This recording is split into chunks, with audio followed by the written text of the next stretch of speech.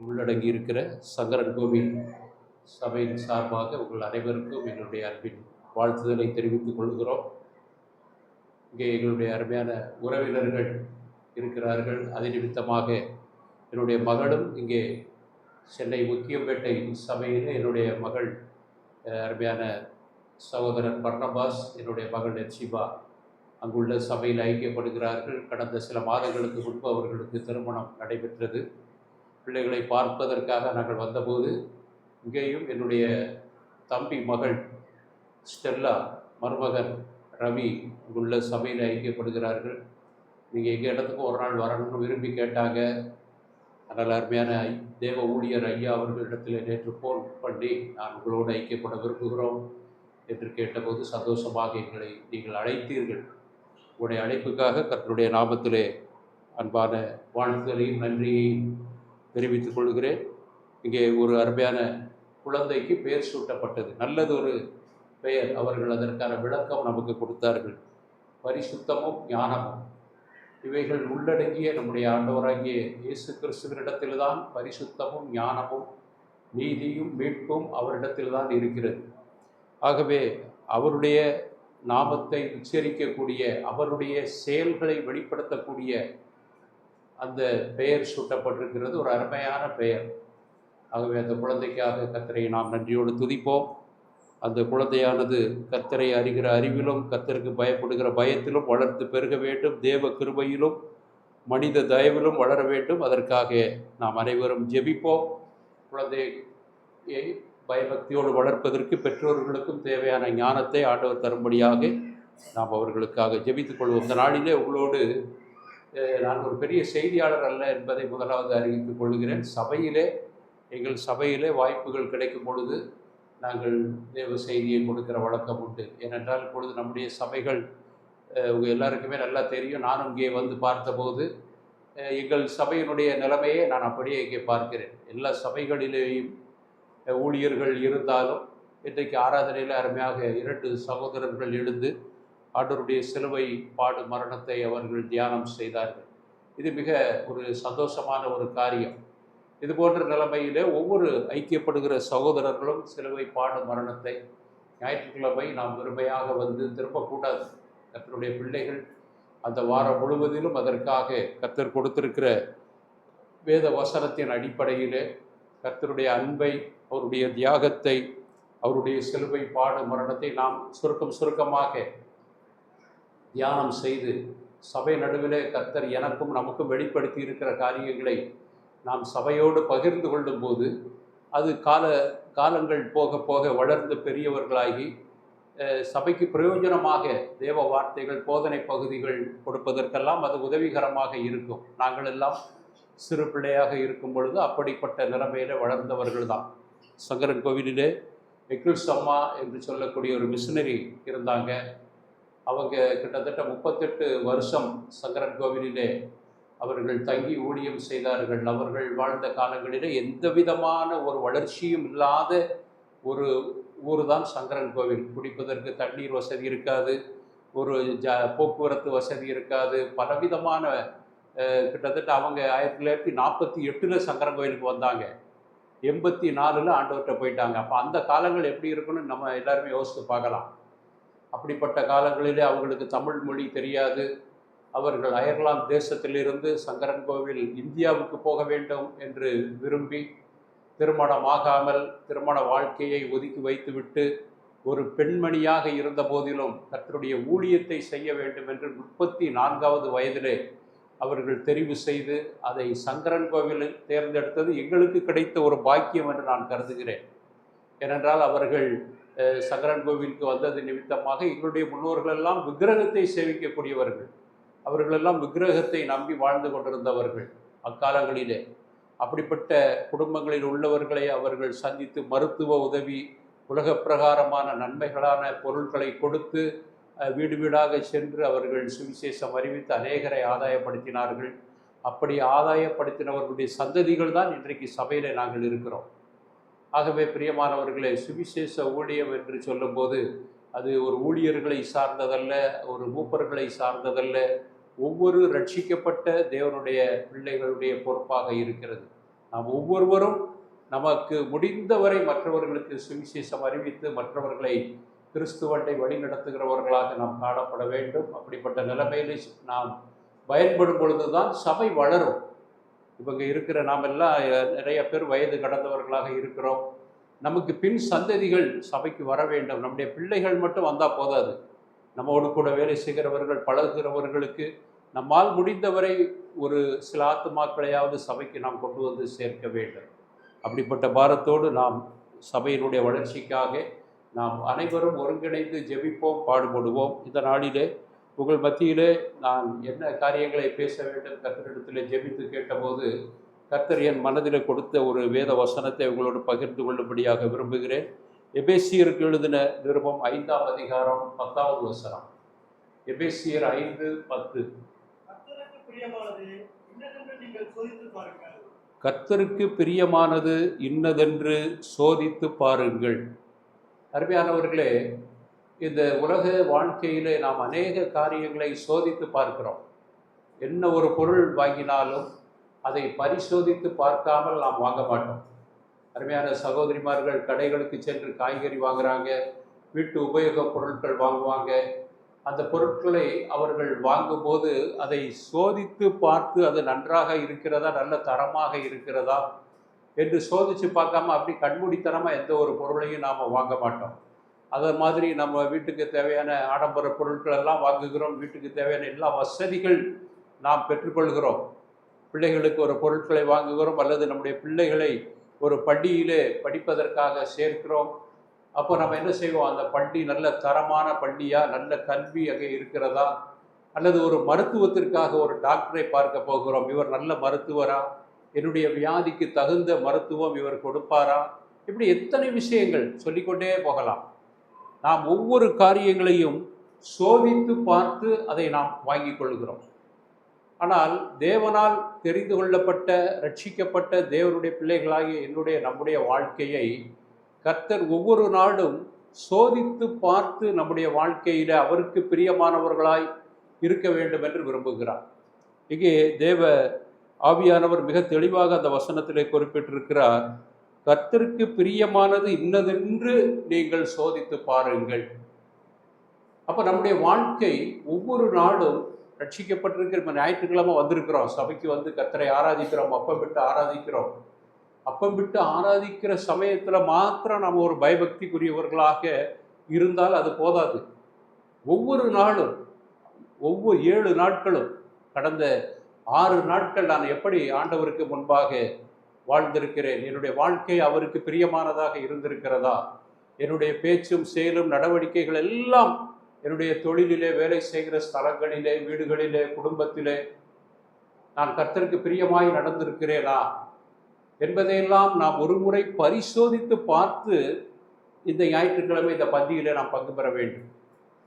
அப்படி நாம் கர்த்தருக்கு பிரியமான நிலைமையிலே தேவ சமூகத்துக்கு வந்து ஆராதனையிலே பங்கு பெறுவோமானால் நிச்சயமாக அந்த ஆராதனையை தேவன் பிரியப்படுகிறார், அதை அங்கீகரித்து ஏற்றுக்கொள்ளுகிறார். அதன் மூலமாக நமக்கு நன்மைகளும் ஆசீர்வாதங்களும் நம்முடைய குடும்பத்துக்கு உண்டாகுகிறது. துணிகரமாக இந்த பந்தியிலே பங்கு பெறக்கூடாது என்று நாம் பலமுறை போதிக்கப்பட்டிருக்கிறோம். தேவ வசனங்களின் மூலமாக எச்சரிக்கப்பட்டிருக்கிறோம். ஏதோ ஞாயிற்றுக்கிழமை கடமைக்காக அல்ல பிரியமானவர்களே, தேவ சமூகத்தில் கூடி வரும் பொழுது, இவ்விதமான தேவ வார்த்தைகளை நாம் கேட்கும் பொழுது ஒரு முறை கூட நம்மை பரிசோதித்து பார்க்க வேண்டும். வேத வசனங்கள் மூலமாகத்தான் நம்மை சுத்திகரித்து கொள்ள முடியும், நம்மை பரிசோதித்து பரிசுத்தமாக்கி கொள்ள முடியும். வேத வசனம் நம்முடைய வாழ்க்கையிலே கிரியை செய்யவில்லை என்று சொன்னால் நம்முடைய வாழ்க்கை வெறுமையானதாக இருக்கும் என்பதை மறந்துவிடக்கூடாது. ஆகவே கர்த்தருடைய பிள்ளைகள் ஒவ்வொரு நாளும் அவருக்கு பிரியமானது இன்னதென்று பரிசோதித்து பார்க்க வேண்டியது அவசியமாக இருக்கிறது. இதை குறித்து ஒரு சில வசனங்கள் உங்களோடு நான் பகிர்ந்து கொள்ள விரும்புகிறேன். சங்கீதம் 143 10வது வசனத்தில் தாவீது விதமாக சொல்லுகிறார். 143:10 பாருங்க.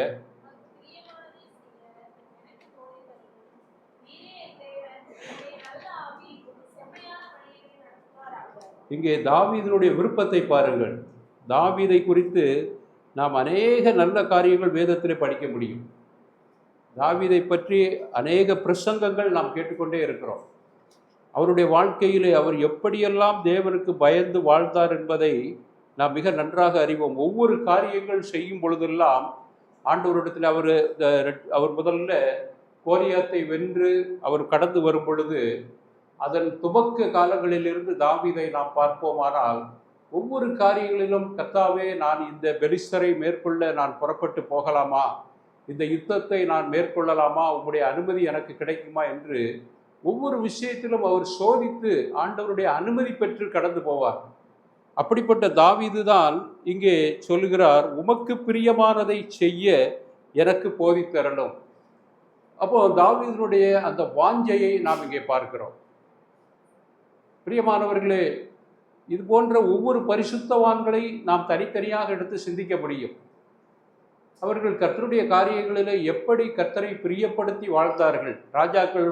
ராஜாக்களை பற்றி பழைய ஏற்பாட்டில் நம்ம படிக்கும்போது அநேக ராஜாக்கள் தேவனுக்கு பிரியமற்றவர்களாக வாழ்ந்தார்கள், ஒரு சிலரை தவிர. எல்லா ராஜாக்களுடைய வாழ்க்கையிலும் வீழ்ச்சிகள் காணப்பட்டது. அவங்க ஆரம்பம் அருமையாக இருக்கும், நல்ல முன்மாதிரியாக ஆரம்பிப்பாங்க. ஆனால் காலங்கள் போக போக அவர்களுடைய மனம் மேட்டிமையாகி ஆண்டவருடைய வழிகளை விட்டு அவர்கள் விலகி பின்மாற்றத்திற்குள்ளே கடந்து போன ராஜாக்களை நாம் பார்க்கிறோம். சவுலுடைய வாழ்க்கையிலிருந்து சவுலுக்கு பின்னாலே தாவீது, சாலமோன், ஒவ்வொருத்தருடைய வாழ்க்கையை எடுத்து பாருங்க. ஒரு சிலர் தான் முழுமையாக கர்த்தருக்கு பயந்து பிரியமான வாழ்க்கை வாழ்ந்திருக்கிறார்கள். அநேகருடைய வாழ்க்கை தடுமாற்றத்திலே பின்மாற்றத்திலே கடந்து போயிருக்கிறது. பிரியமானவர்களே, இன்றைக்கு தேவனுடைய பிள்ளைகளாகிய நம்முடைய வாழ்க்கை ஒரு எச்சரிப்பான ஒரு வாழ்க்கையாக இருக்கப்பட வேண்டும். கர்த்தருடைய வசனத்தை நாம் படிக்கிறோம். வேத வசனத்தின் மூலமாக ஒவ்வொரு நாளும் தேவ ஆவியானவர் என்னோடும் நம்மோடும் பேசுகிறார். நமக்கு அநேக விஷயங்களை அவர் உணர்த்துகிறார். அப்படி உணர்வடையும் பொழுது குறைவுகளை நீக்கி பரிசுத்தத்தை நாம் பாதுகாத்து தேவனுக்கு பிரியமான ஒரு வாழ்க்கை நம்முடைய ஜீவியத்தில் எப்பொழுதும் காணப்பட வேண்டும் என்பதை நாம் அறிந்து கொள்ள வேண்டும். இங்கே தாவீது ஆண்டவரிடத்தில் ஜெபம் பண்ணும்போது அவர் சொல்லுகிறார், உமக்கு பிரியமானதை செய்ய எனக்கு போதித்தருளும், நீரே என் தேவன், உம்முடைய நல்ல ஆவி என்னை செம்மையான வழியிலே நடத்துவாராக. இப்படிப்பட்ட ஒரு அர்ப்பணிப்பு தேவனுடைய கரங்களிலே நாம் ஒப்பு கொடுத்து நாம் அந்தந்த நாளை கடந்து செல்லும் பொழுது நிச்சயமாக தேவன் நமக்கு உதவி செய்வார். தேவன் தம்முடைய பிள்ளைகள் மேல் மிகவும் அக்கறையும் கரிசனையும் கொண்டவராக இருக்கிறார். அதை நாம் மறந்து விடக்கூடாது. இன்றைக்கு உலக மனிதர்களைப் போல அல்ல நம்முடைய வாழ்க்கை. விக்கிரகத்தை சேவிக்கிறவர்களுக்கு இவ்விதமான ஒரு நம்பிக்கை அவர்களுக்கு கிடையாது. ஆனால் தேவனுடைய பிள்ளைகளாக எனக்கும் நாம் என்றைக்கு ரட்சிக்கப்பட்டு ஆண்டவருடைய கரத்திலே நம்மை ஒப்புவித்தோமோ தேவ ஆவியானவர் அந்த நொடி பொழுதிலேயே நம்முடைய மனதுக்குள்ளே வந்து விடுகிறார். அவர் சகல சத்தியத்திற்குள்ளும் நம்மை நடத்துவதற்கு போதுமானவராக இருக்கிறார். நாம் விலகி போகும்போது ஆண்டவர் நம்மை எச்சரிக்கிறார். எத்தனை ராஜாக்களை நாம் திரும்ப திரும்ப தான் சொல்ல முடிகிறது. அவர்களுடைய வாழ்க்கையில தவறும் பொழுதெல்லாம் கர்த்தர் எச்சரித்தார். கர்த்தருடைய பிள்ளைகள் அநேக பரிசுத்தவான்கள் கர்த்தருடைய வழிகளை விட்டு விலகும் போது கர்த்தர் சும்மா இருக்க மாட்டார். தேவ ஆவியானவர் நம்மை சந்திப்பார். தேவ வசனத்தின் மூலமாக, சபைகளிலே கொடுக்கப்படுகிற செய்திகள் மூலமாக, உடன் சகோதர சகோதரிகள் மூலமாக கர்த்தர் அநேக எச்சரிப்புகளை நமக்கு கொடுத்து கொண்டே வருகிறார். அன்பானவர்களே, நம்முடைய ஜீவியம் கர்த்தருக்கு பிரியமானது. இன்றைக்கு என்னுடைய செய்தி ஒரே ஒரு வார்த்தை தான் நீங்கள் மனசில் பதிய வைக்க வேண்டியது, என்னுடைய ஜீவியம் கர்த்தருக்கு பிரியமாக இருக்கிறதா? அன்பின் ஆண்டவரே, நான் உமக்கு பிரியமான ஒரு வாழ்க்கை வாழ்ந்து கொண்டிருக்கிறேனா? இதை நாம் நாள்தோறும் அலசி ஆராய்ந்து பார்க்க வேண்டியவர்களாக இருக்கிறோம். ஒரு ஜெபத்தை குறித்து வேதத்திலே நாம் பார்க்க முடியும். 1 ராஜாக்களின் புத்தகம் 3ஆம் அதிகாரத்திலே சாலமோனுடைய ஜெபத்தை அங்கே நாம் பார்க்கிறோம். 1 ராஜாக்கள், இதெல்லாம் நமக்கு தெரிஞ்ச வேத பகுதி தான். பல முறை இந்த பகுதிகளை நாம் வாசித்திருக்கிறோம், சத்தியத்தை அறிந்திருக்கிறோம். அங்கே நாம் பார்க்கிறோம் சாலமோனுடைய ஒரு ஜெபம். 1 ராஜாக்களின் புத்தகம் 3ஆம் அதிகாரம் 5வது வசனத்திலிருந்து நாம் பார்க்க முடியும். அங்கே பார்க்கிறோம், கர்த்தர் கிபியோனிலே கர்த்தர் சாலமோனுக்கு ராத்திரியில் சொப்பனத்தில் தரிசனமாகி, நீ விரும்புகிறதை என்னிடத்தில் கேள் என்று தேவன் சொன்னார். அதற்கு சாலமோன், என் தகப்பனாகிய தாவீது என்னும் உமது அடியான் உம்மை பற்றி உண்மையும் நீதியும் மன நேர்மையுமாய் உமக்கு முன்பாக நடந்தபடியே தேவரீர் அவருக்கு பெரிய கிருபை செய்து அந்த பெரிய கிருபையை அவருக்கு காத்து இந்நாளில் இருக்கிறபடியே அவருடைய சிங்காசனத்தில் வீற்றிருக்கிற ஒரு குமாரனை அவருக்கு தந்தீர். இப்போதும் என் தேவனாகிய கர்த்தாவே, தேவரீர் உமது அடியேனை என் தகப்பனாகிய தாவீதின் ஸ்தானத்திலே ராஜாவாக்கினீரே. நானோவென்றால் போக்குவரவு அறியாத சிறுபிள்ளையாய் இருக்கிறேன். நீர் தெரிந்து கொண்டதும் ஏராளத்தினால் எண்ணிக்கைக்கு அடங்காததும் லக்கத்திற்கு உட்படாததுமான திரளான ஜனங்களாகி உமது ஜனத்தின் நடுவில் அடியேன் இருக்கிறேன். ஆகையால் உமது ஜனங்களை நியாயம் விசாரிக்கவும் நன்மை தீமை இன்னதென்று வகையறுக்கவும் அடியேனுக்கு ஞானமுள்ள இருதயத்தை தந்தருளும். ஏராளமாய் இருக்கிற இந்த உமது ஜனங்களை நியாயம் விசாரிக்க யாராலே ஆகும் என்றான். சாலமோன் இந்த காரியத்தை கேட்டது ஆண்டவருடைய பார்வைக்கு உகந்த விண்ணப்பமாயிருந்தது. இந்த பகுதியை நாம் படிக்கும்போது சாலமோனுடைய ஜெபம் தேவனுக்கு உகந்த விண்ணப்பமாக இருந்தது என்று சொன்னால் தேவனுக்கு பிரியமாய் இருந்தது. இந்த ஜெபத்திலே தேவன் பிரியப்படுகிறார். கர்த்தர் சாலமோனுக்கு சொப்பனத்திலே தரிசனமாகி நீ விரும்புகிறது என்னிடத்தில் கேள் என்று சொல்லுகிறார். அருமையானவர்கள், இப்படி ஒரு கேள்வி நம்மை பார்த்து ஆண்டவர் கேட்டால் நம்ம என்ன கேட்போம்? யோசித்து பாருங்க. உண்மையாகவே நம்ம ஒவ்வொருத்தரும் மனசை தொட்டு நம்ம கேட்கலாம். சொல்லுங்க பார்க்கலாம். நம்முடைய தேவைகளுக்காக, குடும்பத்தின் தேவைகளுக்காக, என்னுடைய பிள்ளைகள் படிப்புக்காக எல்லாம் ஜெபம் பண்ணி முடிச்சுட்டு கடைசியில் வேணா சொல்லுவோம், எங்கள் சபையை கர்த்தாவே ஆசீர்வதிங்க அப்படிம்போம், இல்லையா? யோசித்து பாருங்க. நம்முடைய தேவைகளுக்காக நம்ம ஜெபிப்போமா இல்லையா? நம்முடைய தேவைகளுக்காக நாம் ஜெபம் செய்ய வேண்டியது கட்டாயம், அவசியம். நம்முடைய குடும்பங்களுக்காக, பிள்ளைகளுக்காக நாள்தோறும் நாம் ஜெபம் பண்ணணும். ஆனால் இங்கே தாவீதை குறித்து பார்க்கிறோம். ஆண்டவரே, எனக்கு முன்பாக இருக்கிற இந்த ஜனக்கூட்டம் திரளாக இருக்கிறது. உமது தாசனாகிய தாவீதுக்கு நீர் ஒரு பெரிய ராஜாங்கத்தை கொடுத்தீர். அவருக்கு ஒரு குமாரனை கொடுத்திருக்கிறேன். இந்த பெரிய பொறுப்பு இன்றைக்கு எனக்கு முன்பாக இருக்கிறது. இந்த திரளான ஜனங்களை வழிநடத்தி செல்வதற்கு எனக்கு தேவையான ஞானம் கொடுங்க ஆண்டவரே. தேவையான கிருபைகளை கொடுங்க. இவர்களை வழிநடத்த யாராலே ஆகும்? உம்முடைய திரளான ஜனங்கள் என்று சொல்லி தேவனுக்கு பிரியமான ஒரு ஜெபம். அருமையானவர்களே, சபை மக்களுக்காக ஜெபிக்கிற ஒரு ஜெபம். இன்றைக்கு சபையை நடத்துகிறவர்களுக்காக ஜெபிக்கிற ஒரு பழக்கம் நம்மிலே காணப்பட வேண்டும். நாம் கூடி வருகிற சபை, அந்த சபையை வழிநடத்தி கொண்டிருக்கிற தேவனுடைய பிள்ளைகள், அவர்கள் முழுமையாக தேவ ஞானத்தினாலே நிறைந்து காணப்பட வேண்டும். இங்கே சாலமோன் அப்படித்தான் ஜெபித்தார். ஆண்டவரிடத்திலே கேட்ட அந்த ஜெபம் தேவனுக்கு மிகவும் பிரியமாக இருந்தது. ஆண்டவரே அடுத்த பகுதிகளிலே சொல்லுகிறார், ஆச்சரியப்படுகிறார். அருமையானவர்களை, பின்னாலே அதுக்கு அடுத்த வசனங்களிலிருந்து நாம் பார்க்கிறோம். 11 முதல் 14 வரை உள்ள வசனங்கள். அதை யாராவது படியுங்கள். 11 முதல் 14 வரை. ஐஸ்வரியத்தை கேளாமலும் உன் சத்துக்களின் பிராணனை கேளாமலும் நீ இந்த காரியத்தையே கேட்டு நியாயம் விசாரிப்பதற்கு ஏற்ற ஞானத்தை உனக்கு வேண்டிக் கொண்டபடியினால் உன் வார்த்தைகளின்படி செய்தேன். ஞானமும் உணர்வும் உள்ள இருதயத்தை உனக்கு தந்தேன். இதிலே உனக்கு சரியானவன் உனக்கு முன் இருந்ததும் இல்லை, உனக்கு சரியானவன் உனக்கு பின் எழுப்புவதும் இல்லை. இதுவும் அன்றி நீ கேளாத ஐஸ்வர்யத்தையும் மகிமையையும் உனக்கு தந்தேன். உன் நாட்களில் இருக்கிற ராஜாக்களில் ஒருவன் உனக்கு சரியானவன் இருப்பதில்லை. உன் தகப்பனாகிய தாவீது நடந்தது போல நீயும் என் கட்டளைகளையும் என் நியமங்களையும் கைக்கொண்டு என் வழிகளில் நடப்பாயாக. உன் நாட்களையும் நீடித்திருக்க பண்ணுவேன் என்றார். இங்கே பாருங்கள், கர்த்தர் எவ்வளவு கேட்பதிலும் அதிகமான நன்மைகளை தருவேன் என்று வாக்கு கொடுக்கிறார். தாவீது சாலமோனுடைய ஜெபம் ஆண்டவருக்கு உகந்த விண்ணப்பமாக இருந்தபடியினாலே ஆண்டவரே பெருமைப்படுகிறார். 11வது வசனத்தில் பார்க்கிறோம், தேவன் அவனை நோக்கி, கர்த்தர் இப்பொழுது சாலமோனோடு பேச தொடங்குகிறார். அவர் என்ன சொல்லுகிறார்? நீ உனக்கு நீடித்த நாட்களை கேட்கவில்லை, ஐஸ்வர்யத்தை கேட்கவில்லை, உன் சத்துருக்களின் பிராணனை கேட்கவில்லை, மாறாக நீ இந்த ஞானமுள்ள இருதயத்தை கேட்டபடியினாலே இந்த காரியத்தையே கேட்டு நியாயம் விசாரிக்கிறதற்கு ஏற்ற ஞானத்தை உனக்கு வேண்டிக் கொண்டபடியினால் ஜனங்களை வழிநடத்துவதற்கு நீ எனக்கு முன்பாக வைத்த அந்த விண்ணப்பம் எனக்கு உகந்த விண்ணப்பமாக இருக்கிறது. உன் வார்த்தையின்படியே நான் உனக்கு தருவேன் என்று சொல்லுகிறார். மட்டுமல்ல, நீ கேளாத ஐஸ்வர்யம் மகிமை உனக்கு தந்தேன். உன் நாட்களில் இருக்கிற ராஜாக்களில் ஒருவனும் உனக்கு சரியானவன் இல்லை. அருமையானவர்களே, கர்த்தரை நோக்கி நாம் ஏறெடுக்கிற ஜெபம் ஆண்டவருக்கு பிரியமான ஜெபமாக நம்முடைய வாழ்க்கை இருக்குமானால் ஆண்டவர் நம்ம கேட்பதிலும் அதிகமான நன்மைகளை நமக்கு தருவேன் என்று வாக்கு கொடுத்திருக்கிறார். இன்றைக்கு தேவ சமூகத்திலே வந்து ஜெபிக்கிற நாம், குடும்பங்களிலே தனிப்பட்ட நிலைமையிலே ஜெபம் செய்கிற தேவனுடைய பிள்ளைகளாகிய நாம் என்ன காரியங்களுக்காக ஜெபித்து கொண்டிருக்கிறோம்? தேவனுக்கு பிரியமான ஜெபம் நம்முடைய வாழ்க்கையிலே காணப்படுகிறதா? தேவ ஆவியானவருடைய ஏவுதலோடு நாம் ஜெபிக்க வேண்டும். நாம் ஜெபம் செய்யும் போது அநேக வீண் வார்த்தைகளை அலட்டக்கூடாது என்று வேதத்திலே நாம் படிக்கிறோம்.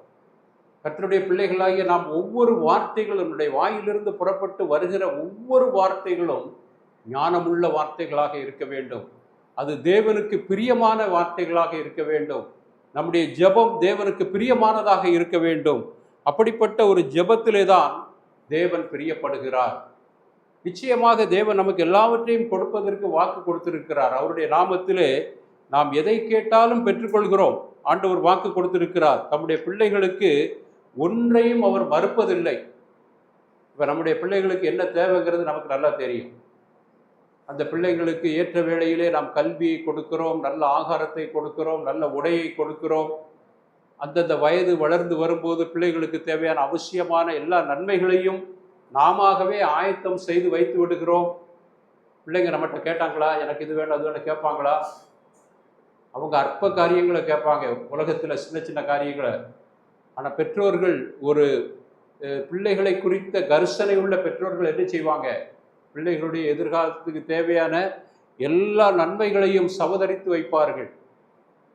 தேவைகள் பிள்ளைகளுக்கு எதிர்காலத்திலே நம்ம கஷ்டப்படக்கூடாதுங்கிறதுல பெற்றோர்கள் கவனமாக இருப்பாங்க. தேவைகளை சம்பாதித்து வைப்பாங்க. இது பெற்றோர்களாகிய நம்முடைய பொறுப்பு, நம்முடைய கடமை. ஆனால் நம்மை படைத்த தேவன் அதிலும் ஒருபடி அதிகமாக நம்மை முழுவதுமாக வழிநடத்துவதற்கு போதுமான தேவன். நாம் கேட்பதிலும் அதிகமான நன்மைகளை கொடுக்க ஆயத்தமாக இருக்கிறார். நாம் செய்ய வேண்டியது என்ன? ஒரே ஒரு காரியம், அவருக்கு பிரியமாக நடக்க வேண்டும். ஒவ்வொரு செயல்களிலும் கர்த்தருக்கு பிரியமாக நாம் நடந்து கொண்டே இருந்தால் போதுமானது. பிரியமானவர்களே, என் தேவன் என்னை குறித்து எல்லாவற்றையும் அறிந்திருக்கிறார். ஒரு சகோதரன் ஜெபம் பண்ணும்போது அடிக்கடி அந்த வார்த்தையை உபயோகப்படுத்துவார். ஆண்டவரே, எங்களை குறித்து, எங்கள் பிள்ளைகளை குறித்து எங்களை விட எங்களிலும் அதிகமான அக்கறையும் கரிசனையும் உள்ள தேவன் நீர் அல்லவா என்று ஜெபம் பண்ணுவார். நிச்சயமாக பிரியமானவர்களே, நாம் அநேக சமயங்களிலே உலக காரியங்களுக்காக கவலைப்பட்டு கலங்கி தவித்து கொண்டிருக்கிறோம்.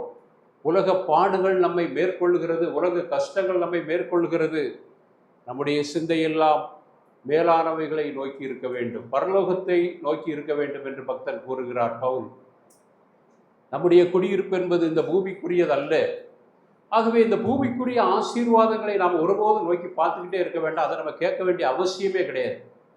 அதெல்லாம் கர்த்தர் கொடுப்பார். இங்கே சாலமோன் அப்படிதான் ஜெபம் பண்ணார். ஆண்டவரே, திரளான ஜனங்கள், ஏராளமாக இருக்கிற இந்த ஜனங்களை வழி நடத்துவதற்கு எனக்கு ஞானமுள்ள இருதயத்தை தாங்க, உம்முடைய பணிகளை செய்வதற்கு போதுமான கிருபைகளை கொடுங்க. அன்பானவர்களே, இந்த ஜெபத்திலே தேவன் பிரியப்படுகிறார். நம்முடைய ஜெப வாழ்க்கை அப்படிப்பட்ட ஒரு பிரியமுள்ள ஜெபமாக அனுதினமும் காணப்பட வேண்டும். ஆண்டவர் அதில் பிரியப்படுகிறார் என்பதை நாம் அறிந்து கொண்டோம். இதை பற்றி இன்னும் அதிகமாக விளக்கம் சொல்ல தேவையில்லை என்று நினைக்கிறேன். தொடர்ந்து அடுத்த ஒரு குறிப்பாக எபேசியருக்கு எழுதின நிருபம் 6ஆம் அதிகாரத்தில் 6வது வசனம்.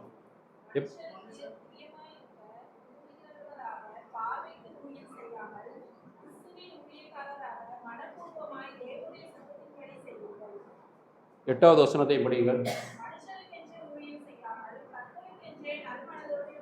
இங்கே கர்த்தருக்காக ஊழியம் செய்ய வேண்டும். அந்த ஊழியம் எப்படிப்பட்டதாக இருக்க வேண்டும்?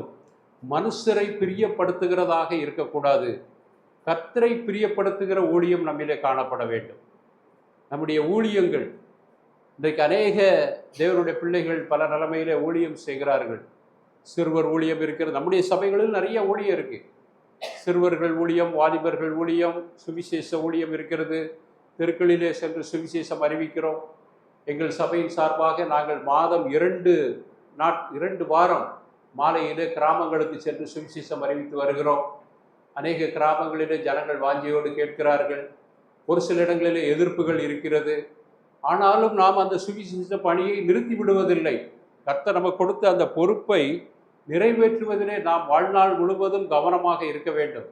சமயம் கிடைக்கும் பொழுதெல்லாம் சுவிசேஷ வேலையை நாம் செய்து கொண்டே இருக்க வேண்டும். அந்த ஊழியம் மனுஷரை பிரியப்படுத்துகிற ஊழியமாக இருக்கக்கூடாது. நாம் செய்கிற ஊழியங்கள், நாம் செய்கிற ஒவ்வொரு காரியமும் தேவனை பிரியப்படுத்துகிறதாக இருக்க வேண்டும். இன்றைய காலகட்டங்களிலே ஊடகங்கள் மூலமாக இன்றைக்கு நம்ம அநேக விளம்பரங்களை நாம் பார்க்குறோமா இல்லையா? இன்றைக்கு அநேகர் போய் ஒரு சுவிசேஷம் அறிவிப்பாங்க, உடனே அது வாட்ஸ்அப்பில் பரவிடும். நம்ம நினச்சிக்கிட்டு இருக்கோம் நம்ம அங்கே ஜெபத்துக்காக அறிவிக்கிறது மாதிரி எனக்கு தெரியலை.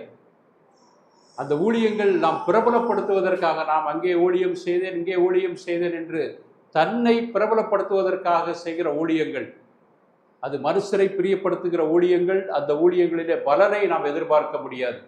நம்முடைய முன்னோர்களெல்லாம் எப்படி ஊழியம் செஞ்சாங்க? நாங்கள் எங்கள் சபையில் அந்த எங்கள் சமாவை பற்றி ஒரு புத்தகம் வெளியிட வேண்டும் என்று முயற்சி எடுத்துக்கொண்டிருக்கிறோம். காலங்கள் நிறைய கடந்து போச்சு, நிறைய விஷயங்கள் எங்களுக்கு தெரியலை. அவங்க செஞ்ச ஊழியங்கள் நிறைய மறைபொருளாக இருக்கிறது.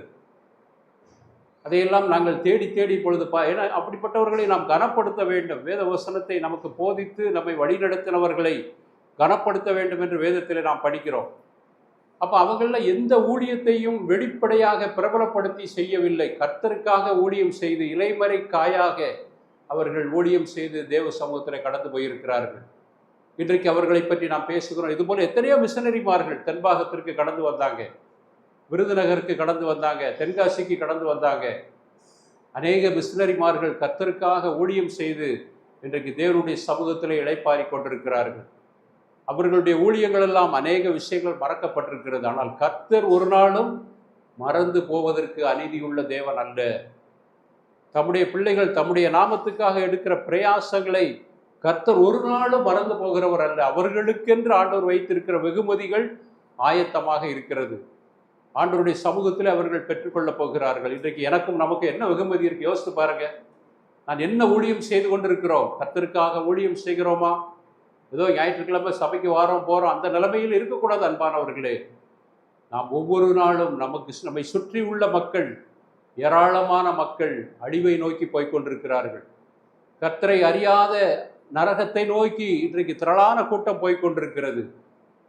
நம்முடைய ஜெபம், கருசனை, அடிந்து போகிற ஆத்துமாக்களை குறித்த பாரம் இன்றைக்கு சபைக்கு வேண்டும், விசுவாசிகளுக்கு வேண்டும், தனிப்பட்ட ஒவ்வொரு ரட்சிக்கப்பட்ட தேவ பிள்ளைகளுக்கும் அது வேண்டும். தேவன் அதை எதிர்பார்க்கிறார். உனக்காக நான் மரித்தேனே, எனக்காக நீ என்ன செய்தாய் என்று ஆண்டவர் கேட்கிறார். அன்பானவர்களே, நல்ல தீர்மானங்கள் எடுப்போம். தேவ சமூகத்துக்கு வரும் பொழுது, தேவனுடைய வார்த்தைகளை நாம் கேட்கும் பொழுது, நல்ல பிரசங்கம் பண்ணாங்க, கேட்டோம், வச்சோம், சந்தோஷமா இருந்தது, அப்படியே கடந்து போயிடக்கூடாது.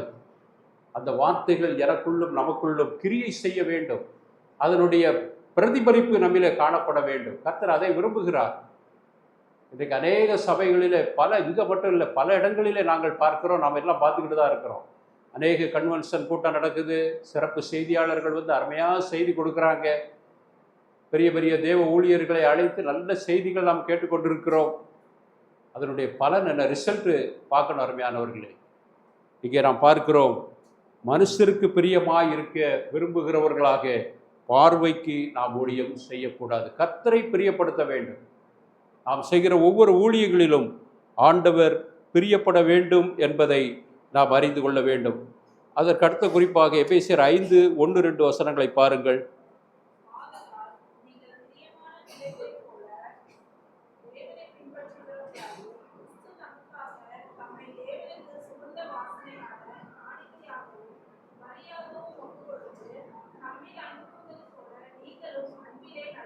இங்கே நாம் பார்க்கிறோம், நீங்கள் பிரியமான பிள்ளைகளைப் போல தேவனை பின்பற்றுகிறவர்களாகி, 2வது வசனம் கடைசியில் பார்க்கிறோம், அன்பிலே நடந்து கொள்ளுங்கள். கிறிஸ்தவம் என்று சொன்னாலே ஒரு அன்பின் ஊழியம் இல்லையா? நம்ம அந்த ஒரு புதிய ஏற்பாடு விநியோகம் பண்ணுவோம். அதில் என்ன தலைப்பு கொடுத்துருப்போம் யோசிச்சு பாருங்க. அந்த புதிய ஏற்பாட்டில் தலைப்பு என்ன இருக்கும்? அன்பின் செய்தி. அப்படி தானே இருக்கும். நிறைய சுவிசேஷ ஊழியத்துக்கு போகும்போது புதிய ஏற்பாடு விநியோகம் செய்யும் போதெல்லாம் நம்ம சொல்லி, இது ஒரு அன்பின் செய்தி. இயேசு கிறிஸ்து நம்மில் அன்பு கூர்ந்தார், அவர் அன்புள்ள தேவன் என்று சொல்லி அவருடைய அன்பை நாம் பிரதிபலித்து காட்டுகிறோம், ஜனங்களுக்கு போதிக்கிறோம், சுவிசேஷமாக அறிவிக்கிறோம். அப்படியானால் இன்றைக்கு அன்பினாலே தெரிந்து கொள்ளப்பட்ட நாம் நம்மோடு கூட ஐக்கியப்படுகிற உடன் சகோதர சகோதரிகள் மத்தியிலே நம்முடைய அன்பை எப்படி வெளிப்படுத்தி காண்பிக்கிறோம்? யோசித்து பாருங்க. இங்கே நாம் பார்க்கிறோம், நீங்கள் பிரியமான பிள்ளைகளைப் போல தேவனை பின்பற்றுகிறவர்களாகி அன்பிலே நடந்து கொள்ளுங்கள். அன்பானவர்களே, நம்முடைய அன்பு மற்றவர்களிலே காணப்பட வேண்டும். மற்றவர்களிடத்திலே நாம் உடன் சகோதர சகோதரிகள் மத்தியிலே நம்முடைய அன்பை வெளிப்படுத்த வேண்டும். அவங்களுக்கு ஒரு கஷ்டம், அவங்களுக்கு ஒரு பிரச்சனை, நம்மால் முடிந்த உதவிகளை அவர்களுக்கு நாம் செய்யணும். ஒரு கஷ்டப்படுகிற விசுவாசியை பார்த்து யாக்கோபு நிருபத்தில் நம்ம படிக்கிறது மாதிரி, நீ நல்லா எந்திரிச்சு போ, பிழைச்சிக்கோ அப்படின்னு சொல்லி நல்லா ஆறுதலாக ஜெபம் பண்ணிட்டு போகிறது பெரிய விஷயம் இல்லை. அதை நாம் கிரியைகளினாலே, செயல்களினாலே காட்ட வேண்டும். நம்மோடு கூட ஐக்கியப்படுகிறவர்கள் ஒரு வியாதியில் கஷ்டப்படுறாங்க, அவங்களுக்கு ஏதாவது உதவி செய்கிறதுக்கு நமக்கு வாய்ப்பு இருக்குது, கட்டாயம் உதவி செய்யணும். அவர்களை ஒரு மருத்துவமனைக்கு அழைத்து செல்வதற்கு நமக்கு முடியும், வாகனம் இருக்கிறது, அழைத்து செல்ல வேண்டும். அவர்களுக்கு ஒரு பொருள் உதவி செய்ய முடியுமா? செய்யணும். நம்முடைய அன்பை அவர்களுக்கு காண்பிக்க வேண்டும். கர்த்தருடைய பிள்ளைகளுக்கு மட்டுமல்ல, நம்மோடு கூட மற்ற கர்த்தரை அறியாதவர்களுக்கும் அப்படிப்பட்ட அன்பை நாம் வெளிப்படுத்தி காண்பிக்கும் பொழுது அவர்கள் அதன் மூலமாக கிறிஸ்துவை கண்டுகொள்வார்கள். தேவனுடைய பிள்ளைகளாகிய நம்முடைய வாழ்க்கையிலே காணப்பட வேண்டியது, நாம் தேவனுக்கு பிரியமான அன்பு மற்றவர்களிடத்திலே செலுத்தப்பட வேண்டும் என்று பார்க்கிறோம். தேவன் அதில் பிரியமாக இருக்கிறார். நாம் எப்படியெல்லாம் தேவனை பிரியப்படுத்த முடியும் அப்படிங்கிற தலைப்பில் தான் சிந்திச்சுக்கிட்டு இருக்கோம். அந்த ஒரு தலைப்பு வசனத்தை நீங்கள் மறந்துடக்கூடாது. தேவனுக்கு பிரியமாக நான் ஊழியம் செய்ய வேண்டும், தேவனுக்கு பிரியமான ஜெபம் என்னுடைய வாழ்க்கையிலே காணப்பட வேண்டும், தேவனுக்கு பிரியமான அன்பு என்னிலே காணப்பட வேண்டும். மூன்றாவது குறிப்பாக நாம் பார்த்து கொண்டிருக்கிறோம், தேவன் நம் மீது எவ்வளவு அன்பு கூர்ந்தார். யோசித்து பாருங்க. நாம் ரோமருக்கு எழுதின நிருபத்திலே படிக்கிறோம் அல்லவா, நான் பாவிகளாய் இருக்கும்போது கிறிஸ்து நம்மில் அன்பு கூர்ந்தார் என்று படிக்கிறோம். நாம் அக்கிரமக்காரர்களாக இருந்தபோது, தேவனுக்கு சத்துருக்களாக இருந்தபோது, பகைவர்களாக இருந்தபோது, தேவனுடைய சமூகத்தை கிட்டி சேர எந்த தகுதியும் இல்லாதவர்களாக நாம் இருந்தபோது கிறிஸ்து நம்மிலே அன்பு கூர்ந்தார். அந்த அன்பு தாங்க இன்னைக்கு நம்மை வாழ வச்சுக்கிட்டு இருக்கு. யோசித்து பாருங்க. தேவன் நம்மில அன்பு கூறவில்லை என்று சொன்னால் இன்றைக்கு நாம் எல்லாமே நித்திய அழிவை நோக்கி போய் கொண்டிருப்போம். இங்கே இப்படி சமாதானமாக உட்கார்ந்து கர்த்தருடைய வார்த்தையை கேட்டுக்கிட்டு இருக்க மாட்டோம். நம்முடைய வாழ்க்கையெல்லாம் இன்றைக்கு எங்கெங்கோ சீரழிந்து போய் கொண்டு இருக்கும். தேவனை அறியாதவர்கள் இன்றைக்கு என்ன சமாதானத்தோடு வாழ்ந்துக்கிட்டு இருக்காங்க? யோசித்து பாருங்க. நல்லா படிச்சிருப்பாங்க, நல்ல வசதி வாய்ப்பு இருக்கும், பொருட்கள், செல்வம், சொத்து எல்லாமே இருக்கும்.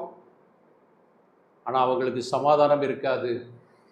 தைரியமாக நான் அடித்து சொல்ல முடியும், கர்த்தரை அறியாதவர் ஒரு மனிதன் நான் சந்தோஷமாக இருக்கிறேன் என்று சொல்ல முடியாது. நம்பிக்கை அவனுக்கு இருக்காது. ஆனால் கர்த்தரை ஏற்றுக்கொண்ட பிள்ளைகளாகிய நாம் கர்த்தருக்குள்ளாக எவ்வளவு சமாதானமாக இருக்க யோசித்து பாருங்கள். இவ்வளவு அன்பான தேவனுடைய பிள்ளைகள் நமக்காக ஜெபம் பண்ணுறாங்க, நமக்காக நம்முடைய நம்முடைய காரியங்களை விசாரிக்கிறாங்க. பல நிலைமையில் தேவனுடைய பிள்ளைகள் நமக்கு உதவிகரமாக இருக்காங்க. எங்கேயோ முன்ன தெரியாதவங்க தான். ஆனால் தேவனுடைய பிள்ளைகள்னு வரும்போது நம்முடைய அன்பு எப்படி வெளிப்படுகிறது பாருங்கள். தேவன் அதைத்தான் தம்முடைய பிள்ளைகள் மத்தியில் எதிர்பார்க்கிறார். இந்த அன்பு நம்மிலே காணப்பட வேண்டும். நாம் அன்பிலே நடந்து கொள்ள வேண்டும் என்று அதிலே தேவன் பிரியப்படுகிறார் என்று நாம் பார்க்க முடிகிறது. இதோடு இன்னும் ஒரு சில குறிப்புகள். 2 கொரிந்தியர் 9ஆம் அதிகாரம் 7வது வசனம். 2 கொரிந்தியர் 9:7.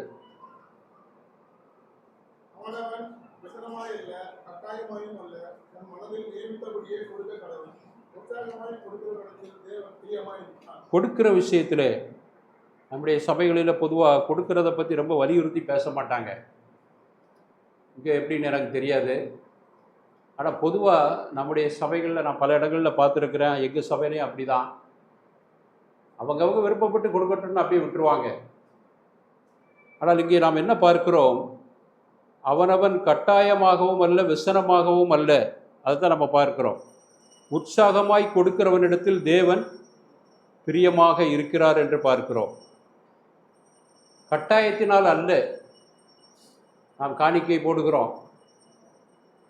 நம்முடைய வருமானத்திலிருந்து கர்த்தர் நம்மை ஆசீர்வதித்த ஆசீர்வாதத்திலிருந்து ஒரு பங்கை கொண்டு வந்து காணிக்கை போடுறோம். நம்ம எவ்வளவு போடுறோங்கிறது யாருக்கும் தெரியாது. யாரும் அதை பார்க்க மாட்டாங்க. கடைசியில் உட்காந்து சபையார் உட்காந்து காணிக்கை எண்ணி சபை கணக்கில் வர வைப்பாங்க. ஆனால் நாம் கொடுப்பதை கர்த்தர் கவனிக்கிறார். ஒரு ஏழை விதவை எவ்வளோ காசு போட்டாங்க? 2 காசு போட்டாங்க. அந்த 2 காசு போட்டதை கர்த்தர் அற்பமாக நினைத்தாரா? யோசிச்சு பாருங்க. அதனால நானும் 2 காசு போட்டாலே போதும்னு நம்ம எடுத்துக்கலாமா? கொஞ்சம் யோசிச்சு பாருங்க.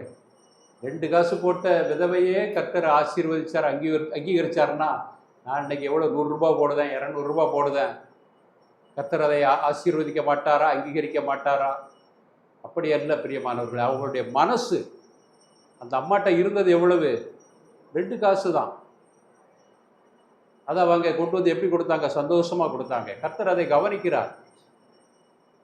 ஆகவே இன்றைக்கு நாம் கொடுக்கிற விஷயங்களிலே எவ்வளவு பின்தங்கி இருக்கிறோம். நம்முடைய சபைகளிலே இன்றைக்கு அநேக தேவைகள் நம்முடைய சபைகளுக்கு இருக்கிறது. அநேக ஊழியங்களுக்கான தேவைகள் இருக்கிறது. பிற சபைகள் போல நம்முடைய சபையிலே வளர்ச்சி இல்லாமல் இருப்பதற்கு காரணம் என்ன? நாங்கள் வரும்போது சில இடங்களில் அப்படி பார்த்துக்கிட்டு வந்தோம். என்னுடைய மருமகன் சில சபைகளை பற்றி சொன்னாங்க. ஒரு சபையில் 3000 பேர் கூடி வர்றாங்க அப்படின்னாங்க. அங்கே பார்த்தா பெரிய திருமண மண்டபம் மாதிரி அவ்வளோ பெரிய ஹாலாக இருக்குது இந்த சென்னையிலேயே. அப்போ இவ்வளவு பெரிய ஜனங்கள் கூடி வர்றாங்க, எவ்வளவு காணிக்கைகள் அங்கே வந்து சேரும், அதை அவர்கள் எந்த அளவுக்கு பயன்படுத்துகிறார்கள்? அவங்களெல்லாம் பயந்துக்கிட்டு காணிக்கை கொடுப்பாங்க. நம்ம அப்படி யாரையும் எச்சரித்து பயங்காட்டி காணிக்கை வாங்குகிறது கிடையாது. ஆனால் நாம் கொடுப்பதிலே பின்தங்கி இருக்கக்கூடாது. நாம் கொடுக்கிறதிலே கர்த்தர் பிரியமாக இருக்கிறார் என்று பார்க்கிறோம். கட்டாயமாக அல்ல. ஊழியர்கள் கேட்குறாங்க அல்லது சபையில் கேட்குறாங்க, தேவைகள் இருக்குன்னு சொல்கிறாங்க, அதற்காக அல்ல. நாம் தாராளமாக என்னுடைய வருமானத்தில் ஒரு பகுதி என் தேவனுடைய வேலைக்காக, பணிகளுக்காக. பழைய ஏற்பாட்டு காலங்களிலே நாம் பார்க்கிறோம், இஸ்ரவேல் மக்கள் அவர்கள் தாராளமாக ஆசரிப்பு கூடார பணிக்கு என்று உதவி செய்தார்கள். அங்கே காணிக்கைகள் வந்து குமிஞ்சுக்கிட்டு இருக்கு. அப்போ மோசே என்ன சொல்றாரு? போதும், நிறுத்த சொல்லு அப்படிங்கிறாரு. காணிக்கை ஏராளமாக வந்துக்கிட்டு இருக்கு. ஜனங்கள் உற்சாகத்தின் மிகுதினால கொடுத்துக்கிட்டே இருக்காங்க. போதும்ப்பா, அதை நிறுத்த சொல்லு, இங்கே ஏராளமாக வந்துக்கிட்டு இருக்கு. நம்ம அப்படி சொல்ல முடியுமா? யோசித்து பாருங்க. ஆண்டவர் சொல்லுகிறார், உற்சாகமாய் கொடுக்கிறவனிடத்தில் கர்த்தர் பிரியமாக இருக்கிறார். இன்னும் அதை குறித்து நிறைய வசனங்கள் இருக்கிறது. நீங்கள் எனக்கு பண்டக சாலையிலே கொண்டு வந்து தசம பாகத்தை நிரப்புங்கள், அதனால் உங்களை நான் ஆசீர்வதிக்காமல் இருப்பேனோ என்று என்னை சோதித்து பாருங்கள் என்று மல்கியா 3:10 ஆண்டவர் சொல்றார் இஸ்ரவேல் மக்களை பார்த்து. நீங்க எனக்கு காணிக்கைகளை கொண்டு வந்து தேவ சமூகத்தில் கொட்டும் போது நீங்க 1 ரூபாய் கொடுத்தால் திரும்ப நான் உங்களுக்கு 100 ரூபாய் திரும்ப கொடுப்பேன். இப்படிப்பட்ட ஒரு ஆசீர்வாதம் எங்கேயாவது உண்டா? யோசித்து பாருங்க. கர்த்தருக்காக நாம் ஒரு கலசம் தண்ணீர் கொடுத்தாலும் அதனுடைய பலனை அடையாமல் போகும் என்று வேதம் சொல்லுது இல்லையா? யோசித்து பாருங்க. அப்போ ஆண்டவருக்காக நாம் செய்கிற இந்த கொடுக்கிற விஷயம்னா இது மட்டும் இல்லை, எல்லாமே நம்மையே நாம் அர்ப்பணிக்க வேண்டும். கர்த்தருக்காக, ஆண்டவருக்காக நாம் எவ்வளவு நம்மை அர்ப்பணம் செய்கிறோமோ அவ்வளவு பெரிதான நன்மைகள், ஆசீர்வாதங்களை பெற்று அவருக்கு பிரியமாக நாம் வாழ முடியும். பிரியமானவர்களே, நான் நேரம் கடந்து போகிறபடினாலே வேகமாக ஒவ்வொரு குறிப்புகளையும் சொல்லி கடந்து போகிறேன். இன்னும் ஒரு சில குறிப்புகள் தான். நாம் சங்கீத புத்தகம் 1ஆம் அதிகாரம் 1-2 வசனங்கள் நமக்கு நல்ல மனப்பாடமாக தெரிஞ்ச வசனம்.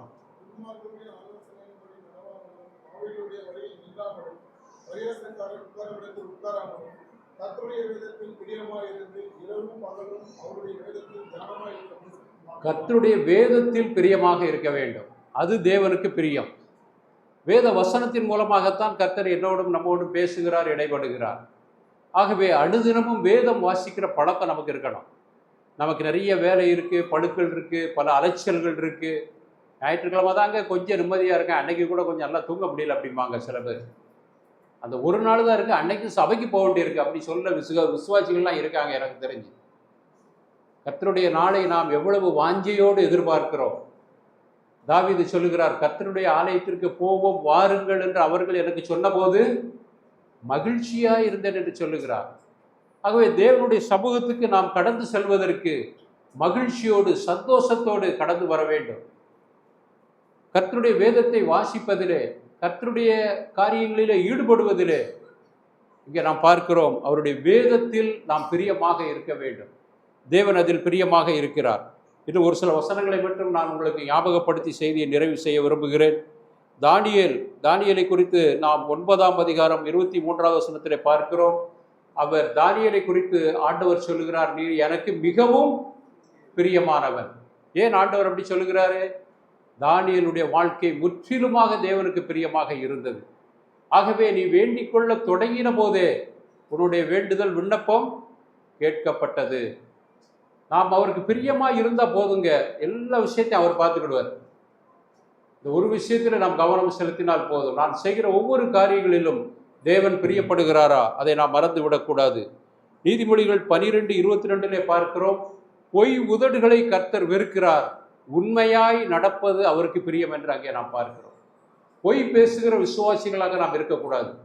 நம்முடைய வாயின் வார்த்தைகளுக்கு தேவ சமூகத்தில் கணக்கு கொடுக்கணும்.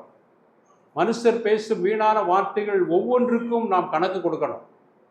அதனால் நம்ம விளையாட்டுத்தனமாக பேசிட்டேன்னு கூட சொல்லக்கூடாது. சும்மா யதார்த்தமாக பேசினாங்க, அதுக்கு அவர் கோவப்பட்டார் அப்படிம்பாங்க. அருமையானவர்களே, நம்முடைய வாயின் வார்த்தைகளை நாம் காத்து கொள்ள வேண்டும். பொய் உதடுகள், பொய் பேசுறது கர்த்தருக்கு அருவருப்பான காரியம். உண்மையாய் நடப்பவர்கள் அவருக்கு பிரியம் என்று பார்க்கிறோம்.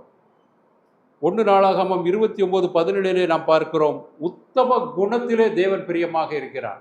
நம்முடைய குணம் அவருக்கு பிரியமாக இருக்க வேண்டும். இப்படி நிறைய வசனங்களை நான் சொல்லிக்கிட்டே போகலாம்.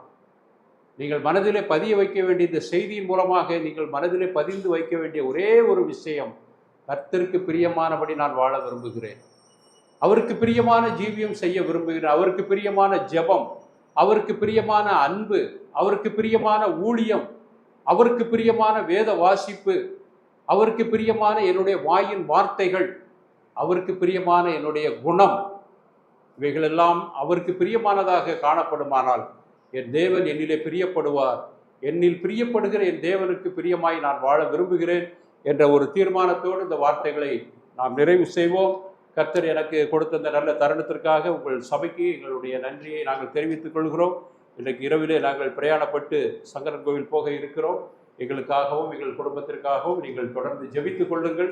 கர்த்தருக்கு சித்தமானால் மீண்டும் ஒரு முறை உங்களை நாங்கள் சந்திக்கிறோம். கர்த்தர் நம் அனைவரையும் ஆசீர்வதிப்பாராக. ஆமென்.